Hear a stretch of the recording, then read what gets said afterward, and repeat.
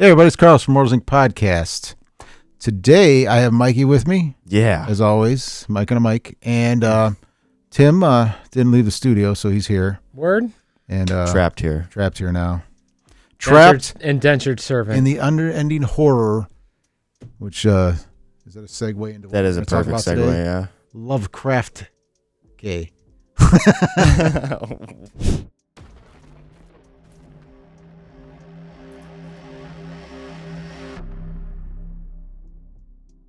Today we got a game that I saw on one of my distributors' pages. I said, what's this about? So I took a look at it. I thought it was cool. It's called, and I'm going to butcher this pronunciation. What'd you say it was? Was that Lovecraftesque? Lovecraftesque. Lovecraftesque.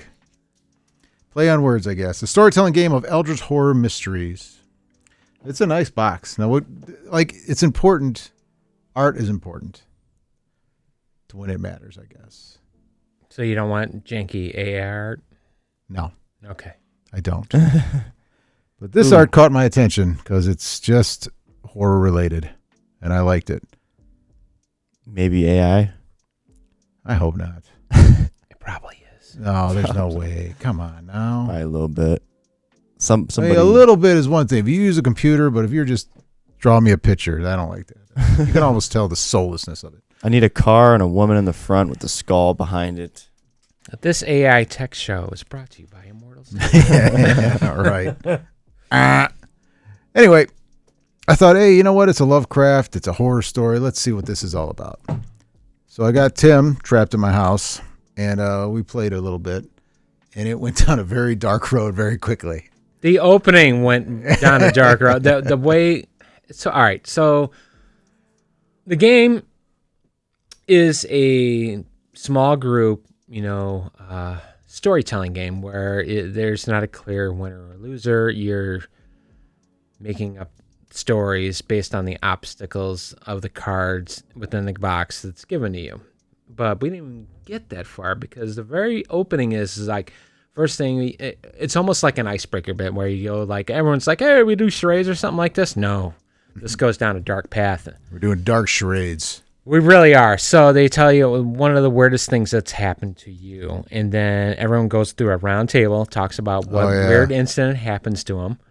And then whoever is the creepiest gets to start the game. So Carlos decided to do one, and then I went down a very dark road. So, but yeah, I was trying to be light, and Tim I just wasn't. lays It's out like, this. I had a weird moment. I had to send him a therapy bill. I'm kidding. That's scary too, honestly. I mean, dealing with me help you. insurance as well. So Let me help you, Tim. But so you're supposed to talk about a weird moment, in your life where you can't explain it, be it X-Files or any creepy horror movie that, you may have seen, or deja vu effect, or even Halloween time and stuff like that. This game, I tell you right there, just knocked it out just on the opening alone, just to have that icebreaker and everyone telling a creepy story. That's who gets to go first. So then it's not like everybody has their own character. Everyone comes together and makes one character based on their strengths and their weaknesses. And there's cards in the game that tells you basic broad points. It's like, all right, what's the driver of the location? And it could be anywhere from like Bangor, Maine, to like through a desert. And honestly, we could have said Antarctica because it can't be a desert. The cards are good for giving you direction. Yeah, like, it does. It kind of makes a creepy element. Yeah, hilltop, cliff, or something like that, and then you run from there and then go with it. But but you're doing one guy. You're storytelling for one guy. One guy. It's like you're like watching a movie where there's only one. I'm trying to think of a movie that would be. Most Lovecraft stories are one guy dealing with whatever terrible thing it is. Oh, what's that one movie? Glorious. Yeah, Glorious. What was that one movie? All right, look that up. Yeah, Google that. Glorious. Glorious is a good example of this game. So you got one character that all of you are working on. And each turn, one is the narrator. Yes. Which is telling the story of this one person. There's another one that's the... Man. I hate when I forget these terms. They did have turns. One, but actually... control the actual character, but then the rest, Yeah. they're not doing anything. They're called whisperers. Which sorry. Yeah, so which they can talk to the GM or narrator and giving subtle suggestions. Whether or not that narrator's going to take it is a So, whole nother story. If you look at it this way, so you got a guy narrating story, you got another guy narrating, I think it's the environment, Right. making the environment, and then the whisperers are the ones that are like influencing the narration. Mm-hmm. So it could be like the voices in your head or the things that are uncontrolled to you or you don't know that you react to, So Yep. it's a well set up, but every turn you do one turn around the board Mm-hmm. and then it goes to the next guy. So everything shifts down one. So Yep. that, like every player gets to be the narrator and all this good stuff like that. So Yeah. I was kind of like shocked with it. I mean, honestly, to the opening minutes too. I mean, they even got down to the point with the character development of your main character, the cool strengths. So what did we create? It was something like that. We had a religious man we had a on a request to find a relic. What was the weakness though? I mean, because every character has to have a major. I think we took a hang-up. driven as his weakness. Like no matter what, he didn't stop or something like that. He was kind of overzealous. Yeah, overzealous. Yes. A zealot. That's what we said. Yeah, yes. So, well, go ahead. So yeah, I mean, with the Whisperers, they'll play off of that weaknesses. Like, that would be a cool story element, and they'll just go ahead and craft that along. And I mean, ultimately, it's going to be up to the person taking control of that character and what we're going to do. And then you'll have a series of discussion points on it, and then the GM will make a final decision. So, we didn't even get all the way through it. I mean, it just felt like it's one of these bits where you go to There's no winner. murder. There is no winner. It's like, you ever done like those social murder mystery bits?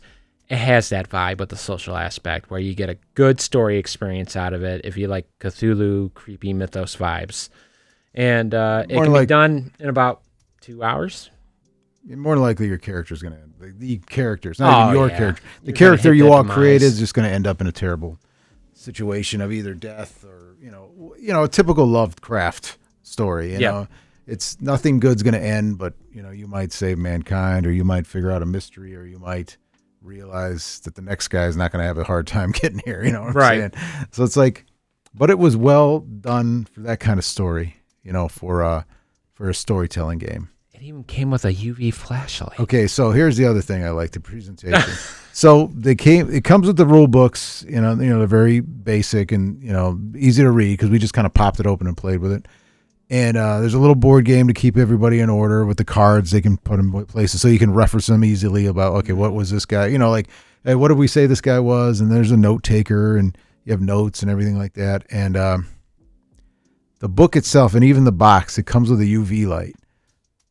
So when you turn the UV light on and you put it on any aspect of this game, there's a whole bunch of hidden pictures on top of it. And it's not like cheesy, like something you find at it was well done. I don't want to spoil anything, but if you take that UV light and you just start looking at the pages you're reading or even the box. How many games do we get that actually comes with a flashlight? UV flashlight at that. None. Yeah, so none. I can't think of any. Yeah. But it's like a little extra to it that, was well done. Yeah. It adds to the game because I'm like, oh, look at this. And you're like, oh, look. And then even Diana was walking by and we showed her the UV light. She goes, oh, those. And she came up with a whole story for the, whatever she saw in the hidden part of it. And I'm like, oh, that's pretty good. We could use that. You know what I'm saying? So it would be good. Yeah. And even then with this here, honestly, Carlos and I made it up on our own. But there are scenarios in the book, too, if you don't want to get into that mode. Where it's like, oh, what do we talk about? And it's like, I don't know. What do you want to talk about? I don't know. What do you want to talk about? They have scenarios there to help you out. Push you along, yeah. Push you along, yes. So nice introductory scenarios. Yeah, and they're nice. It's nicely written. It's well done. Everything is nicely presented. It's a $60 box set. It's a $60 box set, and it's well done. I'm going to keep it in part of my library of games that I have available. Make your wall? Yep. No, not this wall. Okay. It's going to make the wall at home where I play things. So the only thing, and I suggest it, usually it's kind of understood, but this is not like you should probably play with people you know.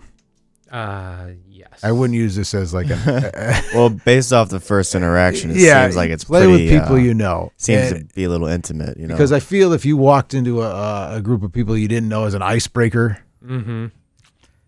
you might spend half the time writing. They have a pad of paper for like banned subjects, or what do they call it?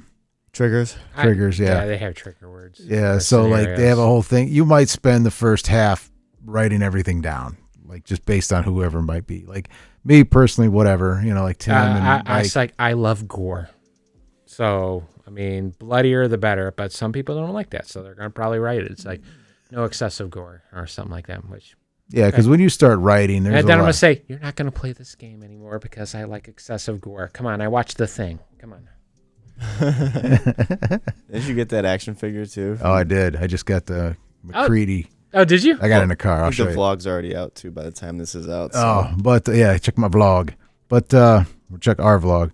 But yeah, this is it's obviously it's ripe for having problems if you don't know who you're playing with, because we could go down real dark roads, and especially the extremely dark, way. Like you watch any murder mystery or anything online, it's pretty dark to begin with.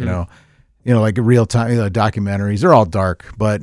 Once you bring it into a play area, which some people I don't have a problem with it. Whatever you say, we'll go with. And I've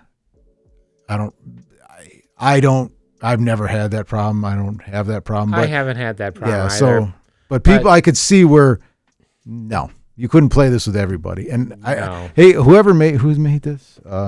Joshua Fox and Becky Anderson. How you do this at a con? God bless you. Like for you doing that. There are some people that cannot read a room. I mean, it's like they just don't have that ability. But it's excellent. It's an excellent job. They both did an excellent job on this, and I'm really impressed by it. But man, to go out into a room like that and just throw that out there, the beginning part. Whew. Oh, hey, what's the worst thing that ever happened to you? Yeah, I told Tim, I'm going to keep this light, Tim. No, I went really dark, but it was only a real life. It was only a real life experience for me, and it was kind of creepy. And it's like I couldn't explain it, and then Carl's like, "You win." Yeah, it's like I'm not gonna go, because hey, we're all just friends But here. it really like all of a happened. sudden you're like, like my group of friends playing this. Oh, be a lot of people crying in the corner, but it's pretty funny. Yeah. But yeah, I highly suggest if you're a big fan of Lovecraft, if you're a big fan of Lovecraft and you're a big fan of storytelling, this is A1. I highly suggest this for you. And they have some additions to it. I'm going to get it next time I order from that company. Yeah, I saw they some, did have some expansions. Yeah. But even if you want to just get the flashlight and see what's in here, it's well done. I think $40 alone was for the flashlight. Yeah, I think UV flashlights It's like $60 $30 as is. I mean, it's not like high quality. You're going to go out in the woods and survive flashlight, but by the way, batteries are not included. Oh, We no. had to go hunting for batteries. I know. Dumping some drawers. Deal over. breaker. Oh, you don't want acid leaking on there because who knows how long No, it'll you get don't. I on should there. probably take the one out of mine You anyway. don't want to have TSA arrest you for having, lithium batteries in your. You know how many times I had to clean out my Dark Tower game, man, because of battery corrosion? Oh, yeah. You know how hard it is finding this thing without a I found that at a thrift battery store. corrosion? Oh, yeah. Then I had to clean that one out, too. Yeah. No, that one was clean. So anyway, yeah, if you like that, I suggest you get this. Great stuff. Oh, yeah. Have it here in store, $60. If you like that, you want to hear more, you want to see more of Tim, you definitely want to see more of Mike because he's more entertaining than we are. No. As I'm yawning. Give us a like, give us a subscribe, and if you want to support us, become a member. We have a few members now, and we enjoy their support. Yeah, we appreciate it for sure. In fact, one of our big members was just raiding the fridge back there. Yeah, and we're like, go ahead. Whatever. Whatever you Wait a want. minute. What are the member perks again? Apparently, You get to raid the fridge? Apparently, the Oh, top yeah. tier gets to A raid true the fridge. immortal, like the top tier, top tier, you could just go and take whatever you want in the back. raid room. the fridge. Don't even have to ask an employee. Is there a Just take top it. shelf bar? We're working on it. All right. It's not legal here in store. No. When we do no. the Sean Ryan reboot. No. Shout out Sean Ryan show, by the way. All right. See you guys later.